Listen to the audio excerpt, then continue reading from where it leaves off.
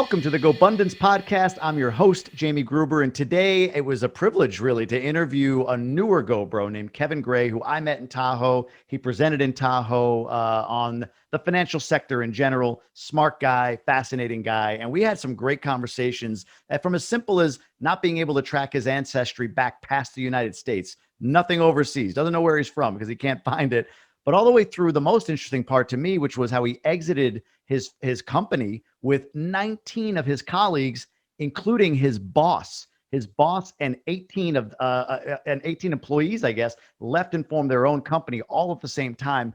That's a massive coordinated effort. And you're going to hear how that went down. We also talked about education, what COVID taught him about what's possible for his kids, his travel plans, and even a brush with death that we had a great conversation around. So all that and more, make sure you subscribe, like, comment, give Kevin a little love in the comments down below. Let him know what you took away from this interview. But until then, enjoy this wide-ranging interview with Kevin Gray.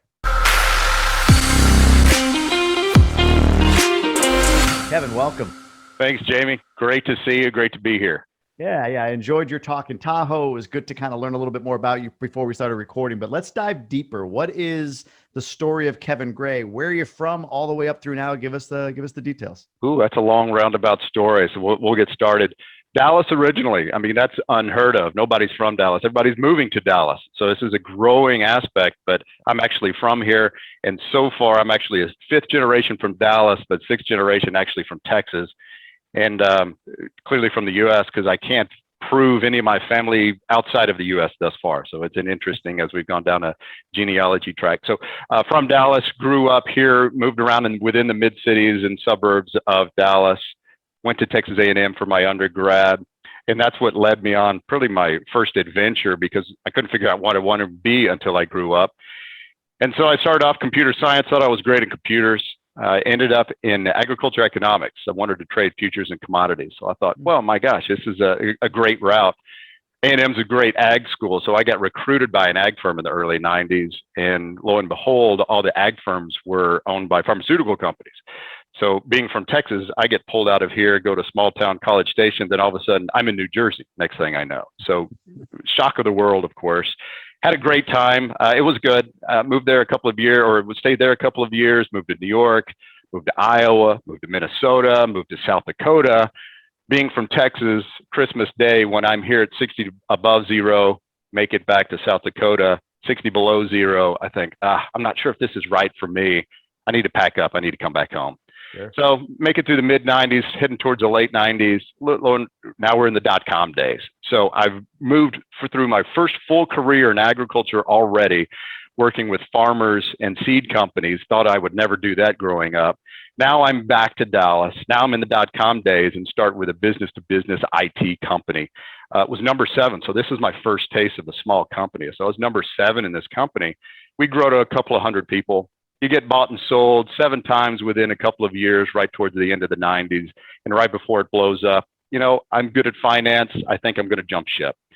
So I jump ship, go off to American Express Financial Advisors. You know, the reason I bring that up is because you're just short of giving a yellow phone or a phone book and say, here, go dial some names. Let's go see if we can raise some money here. Sure. But I lasted a year. What it allowed me to do is get my license, of course. So that started my path down this road. So that's now been over 20 years. So through that, I thought, well, I've figured this out after a year. So I actually finally started my own company, trading futures. And so that was easy come, easy go, a lot of money back and forth, but realized I'm not really helping clients. So I kept moving on from there, went back to what was considered the wirehouse world where you have a lot more opportunity doing more financial planning. So I made my way to Royal Bank of Canada, that was RBC, which is still today, and was helping clients doing portfolios. So that was really beginning on my path. So during that time, I thought, well, business school sounds the right path for me. I knew I wanted to run a business at some point and learn more in finance, learn more in investments.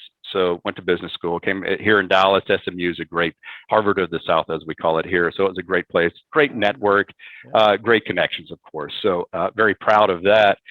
And then from there, learned within Goldman Sachs, there was an opportunity in this counseling space for corporate counseling. So I did everything for my clients, even their tax returns. So now I'm able to help with estate planning, do their portfolios, clearly a finance background. So we really focus on the money, of course, and that was where my expertise really started showing up, and built a great book of clients, some great friends. And then after 15 years, having some great colleagues, even the director I reported to, we decide, you know what, we think we can do this better. We think we can do some great things for our clients, some great opportunities. And towards the end, we figure out, you know what, maybe I'm a sales guy here with a short list of products.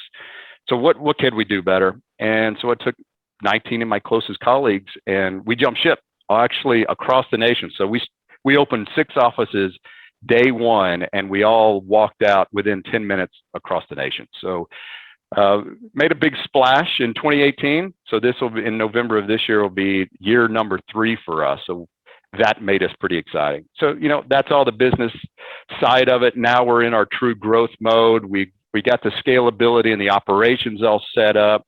We did our diligence of, we really thought maybe we should go somewhere else. And, obviously we figured out we should do it on our own, and that's what we've done. Giant headaches, bigger headaches than we thought, not one regret. And it's been a great time all along. So that's the business side. Along the way, met my wife, Keisha. She's the reason I'm here in the first place. She helped push that. Strongest person I know. We've got 2 great boys. They're just now 10, 11. Jack and Kirk are, they're the pride. So as we get down to some of the later things that I've now involved myself with, we'll talk about giving back. But one of the things is really focused on them. And so Boy Scouts and Cub Scouts, and that's where I'm giving my time rather than other charities right now. So that's a big part of my life. So it's go time all the time. Running a business. So going from a producer to running a business with some great partners, it's quite the aspect. It's been a dramatic amount of change in the last 3 years, and frankly, somewhat overwhelming. That's incredible. I want to get into, there's 2 or 3 different things you mentioned. One of which I want to go deeper on, because I found it fascinating at the scale at which you made the jump from your job. But I do want to track back real quick. This might be a very quick aside. Did you say that you went down the sort of ancestry path and couldn't find any non-American relatives in your lineage ever? Yeah, isn't that interesting? I would say on both my mom and my dad's side, I'm flat out amazed. I actually found family born in Plymouth, but I can't prove where I'm from. Obviously, Gray is either Scottish or English. Somewhere it's over there, but I can't prove it yet. I mean, and that is back to the 1620s. So I have yet to leave the country. So someday, maybe the records are better, I think, in Europe once you can get there, but I got to prove to cross the water first. You got to get that leaf, isn't it? I think like a leaf. It's another leaf, but there's a lot of leaves out there, and I've had to disprove some of them as well. So it's been fun. Oh boy, there might be some stories there, but interesting. That's good to know. When you said that, it kind of, I wrote it down right away. Like, wait. You couldn't get out of the U.S.? That's insane. 6 generations though in Texas. Yeah. I guess that makes sense. You long have time. a long American lineage. So, yeah. All right, let's talk about this exit. You said, just sort of almost like an oxymoron, 19 of my closest colleagues and I took a leap and formed 6 companies, or 6 offices of a company. So 19 of you. Can you give us, all right, context, right? Yeah. For many of us, leaving a job to start a business is something we do solo. Maybe we have a partner, and not often, or I guess not often. Sometimes it's somebody within the business that you're in, because you're forming a business within the business. One of the other GoBundance guys mentioned like hang a shingle in the industry. That makes sense. Right. Sometimes it's with somebody across businesses for a new venture, something that you have a passion for and you're going to start a company around. How 2018 is when it happened, but how far back? I mean, is it possible this was like a 6-month from conception to ramp up to exit? 6 months, or was this years in the making to get 19 of you? Like, I just want some depth on that. How did 19 of you coordinate to walk away and create a business? So to even add a complication to that, it was my boss. I convinced my boss along to come with me. So along the way, that's just one extra level of scariness, Because one word of this, of course, in our industry, it's like, oh my gosh. I mean, there's legal aspects, of course. Sure. There's non-competes. There's non-soliciting. All the things all the hurdles that you have to jump through, legal aspects. So it was at least months in the works. And I'll tell you, because we went through 3 phases, because one, we knew we were going to leave. Where were we going to go? Really, our last stop, which we had paper drawn up, was Wells Fargo. Wells Fargo was really the perfect match at the time. And we thought, well, we're just shoebox to shoebox.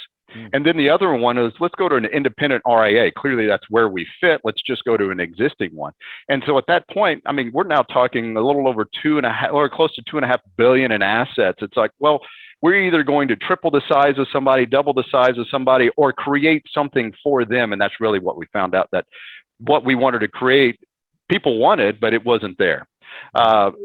So then that's when we said, all right, let's just make the leap. Let's just go do this ourselves. And we truly didn't, looking back, we did not know what we didn't know. So that was a scary aspect. So 3 of us that are the principals were the mastermind behind all of this, of course. Yeah. Okay. So the 3 of us to get together, John in Atlanta, Mike in California. So this is nights and weekends for months to try to figure out, oh my gosh, what do we need to do?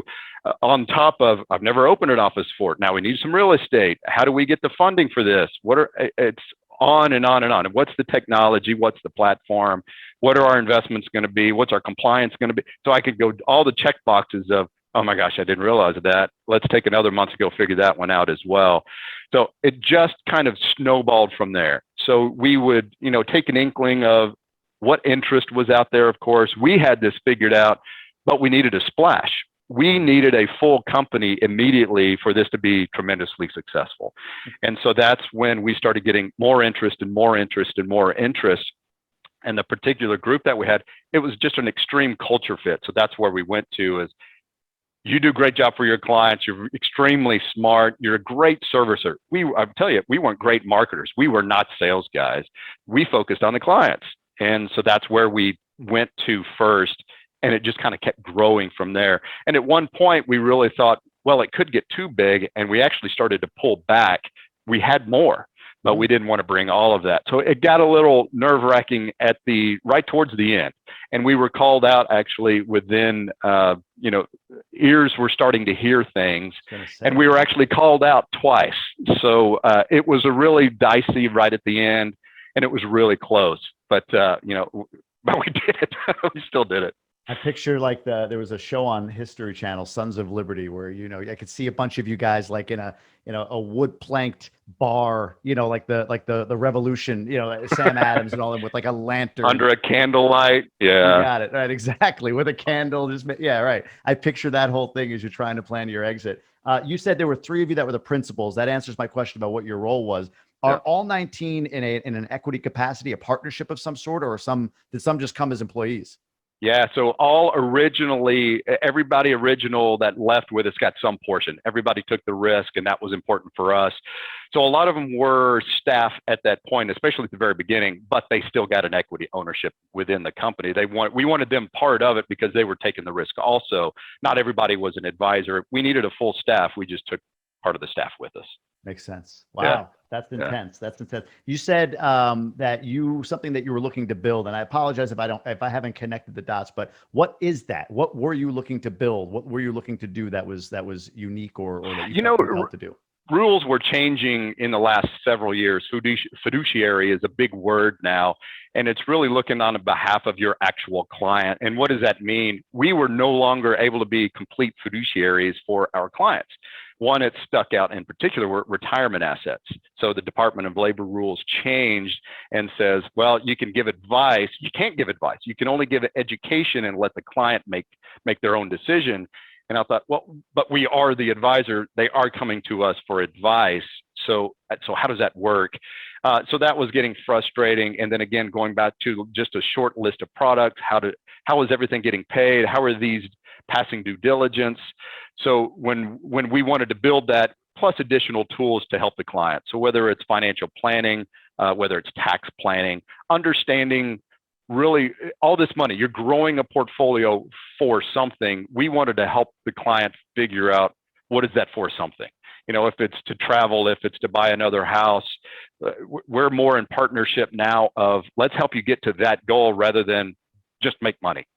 Anybody can just make money. At that point, you're really a commodity, but we're stepping in. If you're a business owner, well, how do you grow your business? How do you evaluate your business? And how do you sell your business? And what do you do with that business or the money that you get once you make the exit? We were getting really, really good at that, and we became partners. So our goal was two things. Well, one is access. That's access to the right people. So I can connect them to the attorney. I can connect them to the CPA, which at that time was me, but we outsourced that now. But access also to the right investments. So as the retail investor, in this group, we're talking about real estate. So everybody's getting deal flow for some direct real estate. But in the public space or other private investments like venture capital, how do you get access like that to the retail investor when you don't have a full $2 million to allocate to something directly? We were getting good at that. And now that we have our own firm, we get the flow coming to us. And now we have to do the due diligence of keeping out the ones that are inappropriate and make sure we have the ones on the platform that are appropriate. So we wanted access to the right investments for the retail investor. So those are the two. It was all about access. So that was what we wanted to build. Have you found, now that you're on your own, you're 3 years in, you mentioned you're in growth mode. Have you found that are you cutting edge in your industry? Are a lot of people starting to come your way? Like, what's the industry look like for you right now? Or not even for you, but what does the industry look like right now? And where do you fit? How do you fit in that? Yeah, sure. There's two big waves going on in the industry right now. There's a big exodus from the wirehouse world, whether it's a banking side that has investments or it's an insurance company that also has investments. So you're tied to captive investments. We like best of breed. We want all the investments. So why would you limit that? So that is where we fit. So people are exiting that. And again, the same thoughts of, we wanted to provide everything possible and provide value to clients, not just, again, making money. But the other one is our industry is getting older. It's a bunch of guys that are in the process of retiring. So it's moving from the old stockbroker world, and they have built a business and maybe they manage some assets as opposed to trading stock, but that's now changing in the industry. And we're more of assets under management or more a fee for planning, because we have both aspects to us because we do so much in counseling on the financial side as well. That's the big industry change or at least wave of change. And that's what we're trying to capture. There's folks that are other independent RIAs already. We're a good fit for that, but you're not seeing that move around as much because a lot of times once they found the independent spot, they seem to be pretty comfortable. We're taking those wirehouse folks because that's exactly what we were, and that's what we did. So the avatar of your ideal client or client base looks like what exactly, just to be clear on that? Our sweet spot, we have a lot of younger advisors too, 1 to 10 million. That's our sweet spot in investable assets. We have larger ones, and we now have a lot of kids because we manage a lot of family assets as well. So we devise some products that go below that million because, you know what, a lot of the kids of the family don't have those assets as well. That's our sweet spot right now, is kind of that 1 to 10 spot. And it's oddly enough, it's first time wealth creators. That's who we're really targeting. And that's just been not out of necessity. That's just been our direction after all this time. It's not the trust fund kids that have a chunk of money and now they're just growing that. It's the first time that you were a business owner or you did real estate or you created wealth and you're looking to create a legacy at some point, whether you're going to spend it all before you get there and leave a name, or you're creating it for your kids for that to continue on. But you were the first one in the family to ever do that. That seems to be the majority of our clients. Makes sense. We're going to pivot over to the one sheet here in a moment. But before we do, can you what's the name of the company? And maybe is there a website or something you can share? Yeah. So people can, Veracity Capital. VeracityCapital.com is our website. And oddly enough, Veracity is seeking the ultimate truth and transparency. And so we wanted fees, whatever it might be, but that's where Veracity came from. I like it. Great name. Great name. That's memorable as well. So very cool. Well, thanks for sharing that. It's a great background. You touched a little bit on family. I had a couple of questions, but we'll touch on that as we go through the one sheet. It's the baseball card of your life here. And we're going to go pillar by pillar to learn a little bit more about you, obviously. So let's start with horizontal income. Currently, what is your horizontal income and how many lines is that? We're stuck down to one line. I've seen where it's been dividend paying stocks, but for me, it's crypto mining. I have a lot of cryptocurrency, but I've bought very little. I've built more mining rigs than I've actually purchased in crypto. One's here over my shoulder here. And now I've pulled them up to the office because my wife is like, it's hot and it's loud, so we got to get them out of the house. So now they're starting to make their way to the office. But right now, that's my only line that I would see. I had some real estate actually just recently as we get to this, but sold a house that my mom was in, and as opposed to no income, but it provided some liquidity as well. So now I've got some extra liquidity. But at this point, I'm an enigma of this particular group because my real estate or the income from that is at this point zero. Well, but that's why we all come to groups like this, right? So and that's my goal. So now I get to learn from the experts and how do I go down this particular direction. So I've done lots of real estate in the past, and maybe it's a fund or maybe it's some direct investments, but my focus has obviously been the business and been other things, and it hasn't been that, and looking to change it. Got it. So crypto, real quick, as an aside, as we record this, it's been in the news recently from the Elon Musk tweet or whatever the heck it was. I don't even know his statement about Bitcoin, the crash of Bitcoin, not crash, but the correction, the pullback, whatever you want to call it. Ethereum has seen that as well. Like all coins have kind of drawn back a little bit. Your outlook, your feeling, anything that you've been thinking about as far as crypto, Bitcoin specifically, or anything in between? I think Bitcoin has to make it. Bitcoin has to make it because it's the first one. If it fails, I believe all the other ones will fail. But I think it's inevitable. I think as a foundation, you're starting to see other governments accept it as in their governments, and you see our government looking to create their own and not use Bitcoin or Ethereum. So I believe it's going to be inevitable. It's a great technology, so it is just part of a blockchain technology. But it's more secure. It's easier to use. There's obviously some pushback on worldwide acceptance, but we're getting closer there, obviously. The news, because it's not full adopted right now, you're seeing the news greatly affect, I call it volatility. It's swinging. You talked about the text, Elon's text, and it's like, well, that makes it cheap. Is it cheap to buy again just so it can go back up? It's interesting to see what's really behind the tweets, what's really behind the news. But long-term outlook, I definitely think it's here to stay. It's here to stay. Ethereum's obviously a better technology, and Bitcoin, it's going to continue on. It's going to continue to get better and better and better, safer and safer. And I think it's here to stay.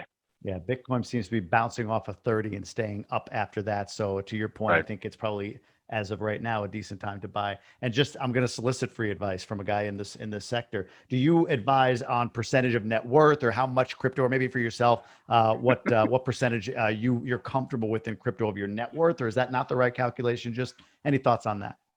That's a great question because it depends. That's the easier answer. It depends. One thing we've actually done is carve out a portion of the assets within the last year to go to real assets. I put Bitcoin and all the cryptocurrency in a real assets category, which happens to fall for us in the same category as real estate, gold and silver, anything that's somewhat income producing or inflation hedges. So we've recently cut all of our gold and silver allocation in half and put it towards Bitcoin crypto, or cryptocurrency, not Bitcoin in particular, but at least cryptocurrency. Now, that's not for every client. A conservative client, no way in the world am I going to bring that up. The volatility is just not appropriate. Sure. So for the right ones, I have recommended, and it's about a 5%. And it's not dramatic. If you're starting with one as an entry, 5% seems, we're very conservative. We represent a lot of people and a lot of money. So what is the appropriate thing to say to a broad universe? That's hard to say, but 5% is for an aggressive client. That's pretty a target for a lot of our clients. That's a good one. I've talked to some people that are looking at like all in. Literally all in on. It's just like, I think to your point, low percentage of net worth or investable assets makes sense that you're at that level. So when you're talking to us, no all in for anything when you're talking to an advisor. Right. Good point. Of course. Good point. And in that, so give us an idea, like how do you allocate for you? What's your net worth allocation spread across, if you don't mind sharing that? Yeah. So cryptocurrency, I'm probably up to about 10% right now. I mean, it's at least 80%. It's still now associated with the firm. This is my all in. But I'm associated with this, similar to everybody owns real estate. They're putting it all into real estate. It's good. You do what you know, of course. Sure. I knew this business was going to work, and you know what? We made made a splash, so we've added to it. We're growing this thing as fast as we can. So 80% is going to be associated with the firm. 10% is crypto, so that's about half of my liquid assets. The other assets are spread across either private investments or public equity. So I am now I'm an aggressive investor. Of course, I'm young enough anyway. I'm actually, maybe I don't feel so young. I'm getting older all the time. But at the same time, equities still is key. Now I'm adding to some other allocations because you know what? I think the world's going to catch up with the U.S. So you got to get smarter. Makes sense. No, I love that. Thanks for the, again, thanks for the free advice in a few different areas here. So let's jump over to your age-defying health pillar. So what is your current weight and your current body fat percentage? So weight, I'm down to 195. Now I'll tell you the interesting thing for that, when we were all together in Tahoe, I was at 122 and I did not put the goal. I should have just said, look, when in our group, when we said, this is my goal for the next few months is to lose over 25 pounds, I should have just done that because I achieved that. Sorry, you meant 222. 222. Sorry. Yeah. You said wow, you packed it on. No. That was going the wrong direction. I can even do that. Wow, you lost 27 pounds. Yeah, just since then, which is, I didn't realize I knew I had that to lose, but I didn't know I had that much. What was the catalyst? What made you lose 27 pounds from then to now? You know, starting this business, I started, the amount of stress was quite overwhelming, and actually down to the point where I was having back issues.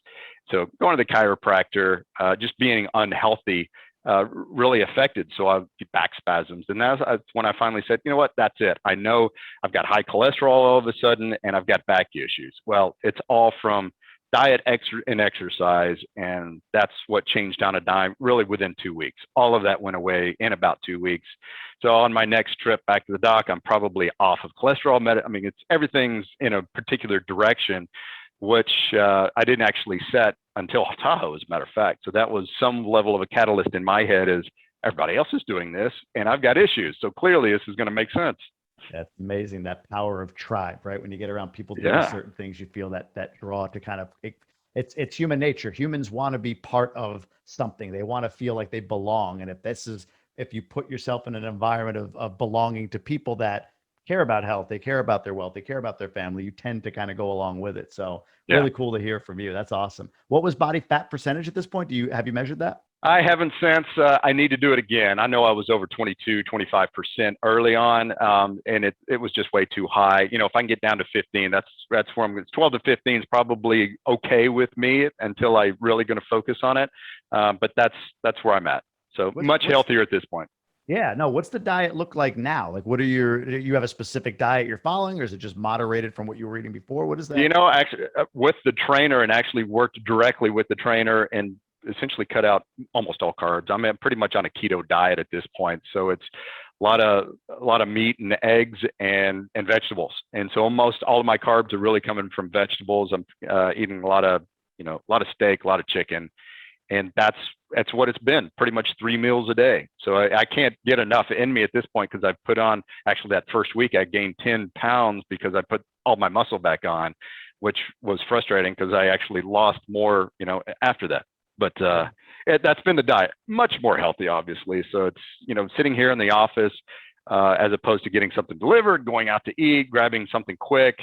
Now I've got pre-made kits, and that's actually where I started, is like, I just need something. I'm really good at following a plan. I needed a plan. Sure. Put one in place. That's amazing. What about the exercise regimen? You mentioned you're working with a trainer. What does that look like? So now I'm high intensity weight training. I started with the back, so we had to do lower intensity, beginning on specific turns. Actually got a specific trainer that's more of a physical therapist as well, just focusing on, I found out it was my lumbar L4 in my spine that was truly giving me issues, and that was where the inflammation was. So we started doing exercises very specific in the core to make that straight, make everything strong. And then now I'm back to normal, where it's a more general routine, which anybody and everybody would do, and gaining a lot of muscle. And again, in the core, you lose it all the right places, and it comes back. But that's where you come back to focus on. So doing that 3 days a week, and then I'm doing cardio another 3 days a week as well. So adding that just so I can keep losing the pounds. I have another 10 to 15 I need to go. was going to ask what your target is. So you want to get down to about 180. It sounds like. Yeah, 180, 185. If I can do that, I think 180 might be too light. 185 is probably about right. And after, as I get older, I'll be 48 in 2 weeks.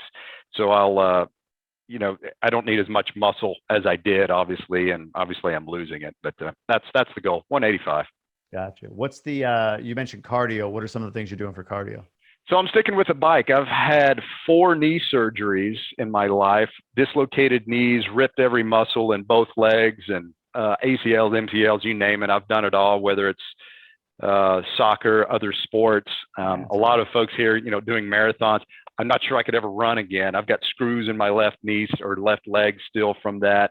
So my running days are over. I might try to do the biking. My hips are okay. So biking might work out pretty well. And that's what I spend most of my time on, the recumbent bike. Maybe it's elliptical. That kind of gets hard on the knees. But that's where I'm sticking with my cardio for now. As things get stronger, I'll figure out how to mix it up, because as many of us, I get bored pretty quick.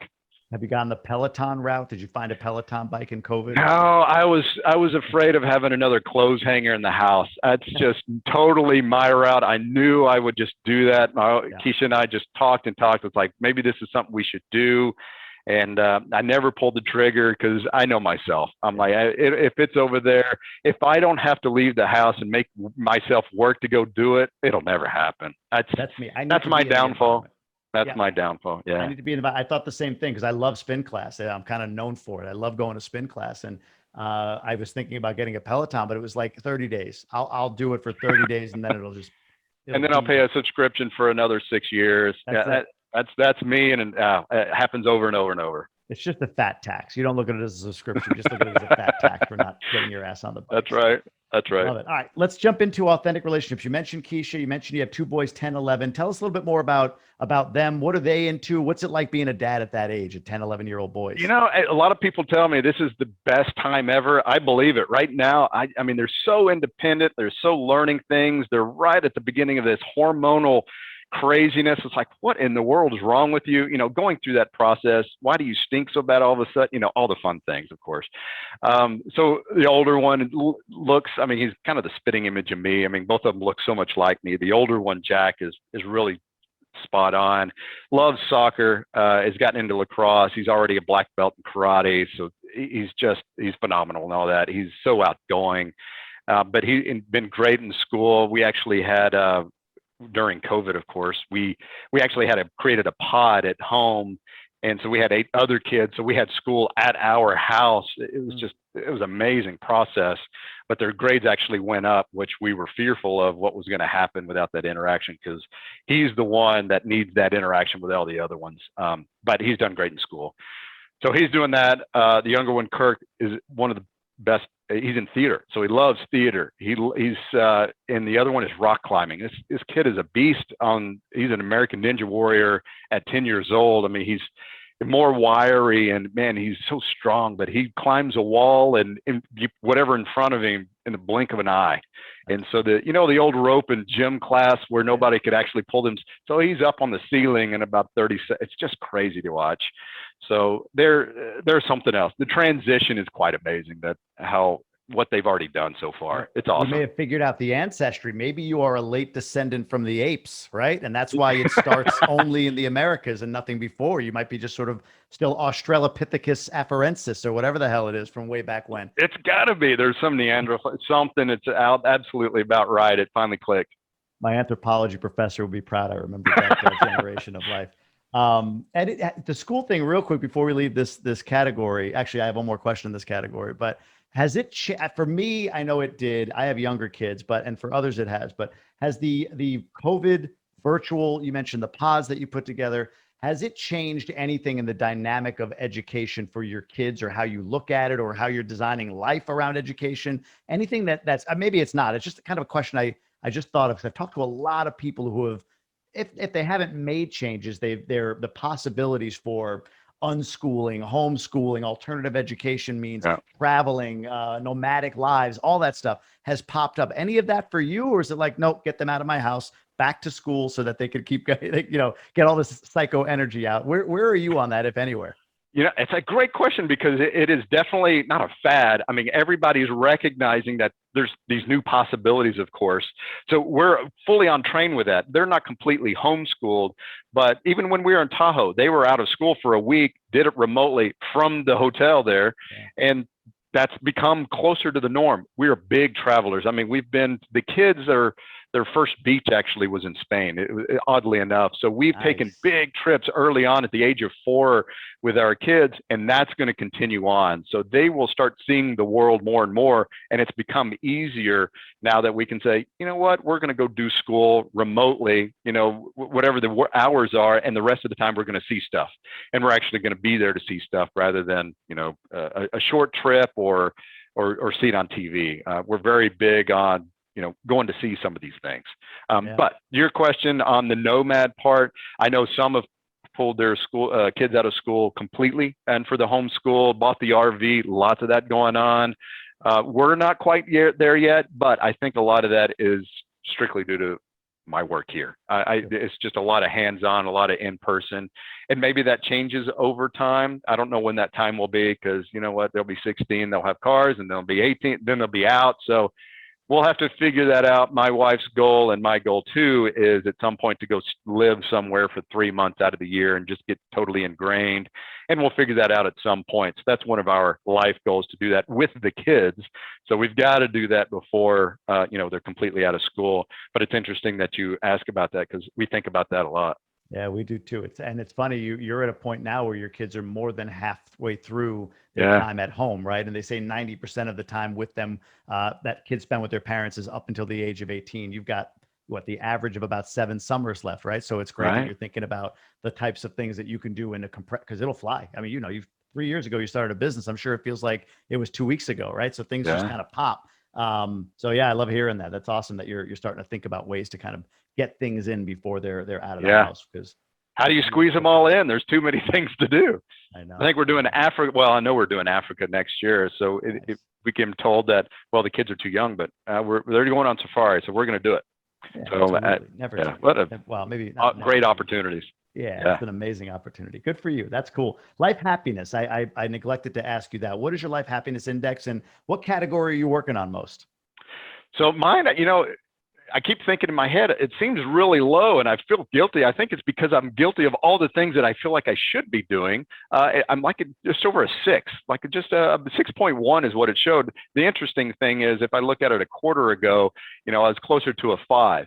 But mine is giving, charity and giving, and that's really where I slowed down. That's probably my lowest number, and that's what's pulling everything down. Is I've given time, I've given money in the past, I've given to St. Jude, I've given to my alma mater, I've done endowments, but now I've really slowed down, because we really want to find where should we give the money that we want to really be focused on. We haven't figured that out, so that's been not a headache for us. Obviously, it's a good problem to have. But mine is now time. As my kids have been involved in different things, Boy Scouts and Cub Scouts is really, I'm an official member on the committee. I'm very involved on the district. So I do things along more that route than it is to give back in other places. So I'm helping other scouts. I'm helping them develop. And, I want everybody to be an Eagle Scout. I wasn't, but I'd love for everybody else to be. And those are great things. I still love my school. A&M gave me pride. SMU helped me make money. And, I want to give back to things like that, and then figure out from there, what are the true things that we can give back on. And that's actually part of what this group can help with. Obviously, we've learned about so many great opportunities, and that's what we're diving into now. We haven't figured that one out. Nice. No, that's great. It's a good segue too, because the next pillar we're going to talk about is genuine contribution. And so the question is, what's your give back ratio, or just generally speaking, what do you give per year if you're comfortable sharing? Yeah, I'm back down to 1.5. I've done, I think this year's goal or the number here is probably 20,000 is all we're going to do this year. That's cash though, right? That's money, not time. That's money. Yeah. And the time wise, I forgot I'll look at the calculation here in a minute, but the time wise is dramatically more, as time becomes money. That's tough. When Sundays are filled up, weekends are filled up, and more evenings, that's where actually my goal was. Early on, when you don't have as much, you try to give your time away, and then you start giving money. And I feel like I'm now going back the other way, is now giving more time than money until we figure out what else to do. Yeah, I'll tell you what, we have like this Saturday coming up, for instance, a soccer game, and then a party for one of the kids to go to, and then something else for the kids or whatever. I feel like, yes, that's quality time, but also should count as genuine contribution because, Absolutely. right, a Yeah. 6 and 3-year-old boy and all that stuff, like I'm giving in those Yeah. moments. There's no doubt about it. I've helped coach every single team they've been on. You know what? I should be getting paid for that. Oh my gosh, the amount of time and effort that goes into, helping kids just herd them like cats. That's effort. That's huge effort. But the kids appreciate that. So anytime you get involved, the kids always do better in whatever you're involved in. Not good for L4 though, so I'm glad you got that figured out. So That's let's true. jump over to extreme accountability. We were having a quick discussion in advance about GoPod versus local chapter. They're two different things, but in your case, it sounds like you kind of combine the two there in Dallas. Why don't you tell us a little bit about who is in your GoPod or a couple people that are in your local chapter and what you guys are talking about right now? We're expanding quite a bit. A lot of people just been added to the list. So I've got Kendall Kirk, Ken Wimberly, Ross Laughter, Matt Templeton, Ray Batt, and Scott Hare. We're just keep adding to the list and more showing up. Now, I will tell you, I've been there twice. I mean, I'm still new to the group. Had to miss the first ones. And we're meeting more and more. We're trying to set up to find, get together outside, whether it's playing golf or now that we have a boat and somebody else has a boat. Now, how to get on the lake now that it's warming up and quit raining and we're not in snowmageddon. So, we're trying to get that. Oh gosh, we're another nightmare after COVID. But Yeah. beyond that, so we're now talking about there's lots of personal aspects. There's a lot of business going on, but there have been some personal aspects that we're holding each other accountable. I'll tell you, my last one is my wife has a milestone birthday in 2 weeks. Her birthday is the day before mine. And you know what? I'm pretty stressed out about how do you make this a worthwhile, unforgettable birthday for somebody that has a milestone birthday, and it's especially my wife, and it loves to plan, loves to prepare and plan for everything. And how do you plan for the planner? So we go through. There's a lot of things that have come up, but it's a lot been more family and personal aspects that I feel like we're holding each other accountable to make sure we're having the right conversations. And a lot of family aspects, a lot of family dynamics going on lately. I love it. You have Ken Wimberly, Legacy of Love guy in the group. He should be able to help with the wife stuff. And I would say this: do He you know did. your wife's love languages? Are you familiar with them? I am. Yep. I know my wife is service, and that even makes it hard. So I know what that one is, and Ken gave me some great ideas, and I'm using 2 of them, as a matter of fact. There you go. You got the right guy for the job right there in your local chapter. All right, let's talk about bucket list adventures, that pillar. What are your 3, you mentioned Africa, that might be on the list here, but your 3 future greatest hits, what's coming up for you?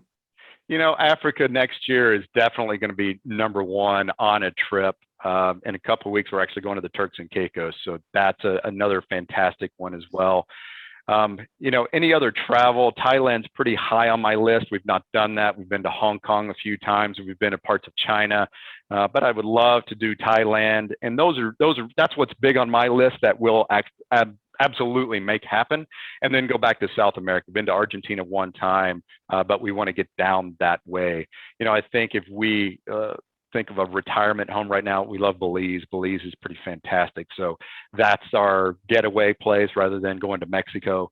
But those are the bucket ones right now that are on the current list. Is a financial guy saying going to Belize. I've heard that story before, so that makes a lot of sense. Hopefully I'm not on that list of stories. I've heard so many of those stories. That's interesting. Yeah. Good stuff.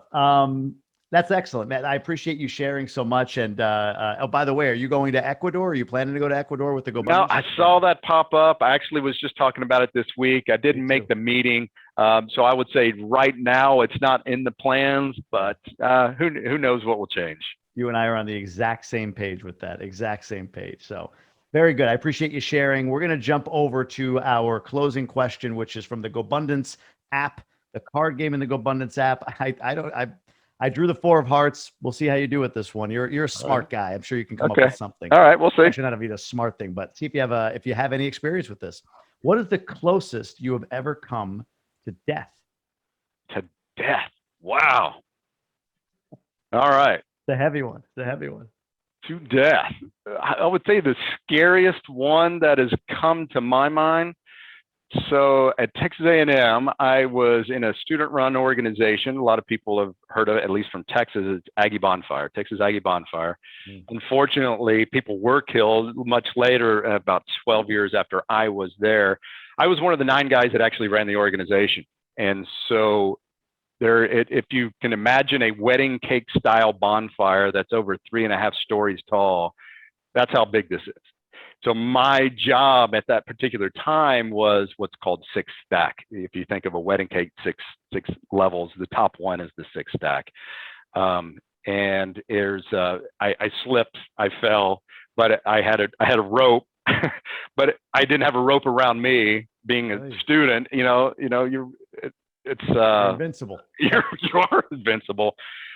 So I did. I actually slid all the way down there. So we had diagonal ropes that were out to telephone poles that kind of helped keep the center pole established at the very middle. So I would say that's the one time, and I used my bare hand on a manila rope that blisters and all the way down. But if I would have dropped, I would have died. So I would think that's the one that stuck out in my mind. It's like, oh my gosh, that's the one. I could have almost not made it, unfortunately. I don't know if I would have it all worked out great. Yeah, no. I don't know if I would have an answer to this one. So, I mean, I don't want to say, I was going to say good for you, but maybe not. I don't know. No, it's not. I was thinking, is there scuba diving? I've flown planes. I'm like, I've never had too many issues of, you do things stupid when you're a teenager. I'm like, no, none of those things, but that's the one that sticks out first. Mine comes daily, and it's usually I did something, or I forgot to do something my wife asked me to, and that stare is about as close to death as I get it each and every day of my life. Yeah, I'm going to bring you down a notch too. That's right. Kevin, this has been amazing. Thank you for sharing. Great to get to know you. And I look forward to seeing you at the next event. How can folks find out more about you? You can, whether it's your website or any other way to contact you. Yeah, absolutely. Questions and just connections, of course. So veracitycapital.com is where you'll see our company, of course. My easy email is kevin.gray, which is GRAY at veracitycapital.com. Love to connect. I mean, I'm overwhelmed, as I was telling you at the beginning. I'm just overwhelmed at the great people I've already connected with here. I'm among a group that make me nervous because so much has been achieved in this group, and I'm looking to ride some coattails on some knowledge, and it's been great so far. Great connections, and I've enjoyed every minute of it. No, I'm glad you're here, and I guess I'll see you in Atlanta in a couple of weeks of the time of this recording, or actually next week, I guess. It is next week. I'm looking forward. We're actually hosting an event at the Braves game, so I'm looking forward to that. I've never been in that little venue right there at field level, so that's going to be pretty exciting. So I'm looking forward to getting together with that group. Check that bucket list adventure box off while we're all there. That's right. So, another fun opportunity. Thanks for connecting with me. I appreciate you taking the time, and I'll see you in a few days. Thanks again. Thanks again, Jamie. It was fun. Thank you. Thanks for watching. I hope you enjoyed this episode. Let us know down in the comments, and make sure you hit that subscribe button, hit that notification bell so you can be informed on the next episode and other content right here on this channel. Thank you.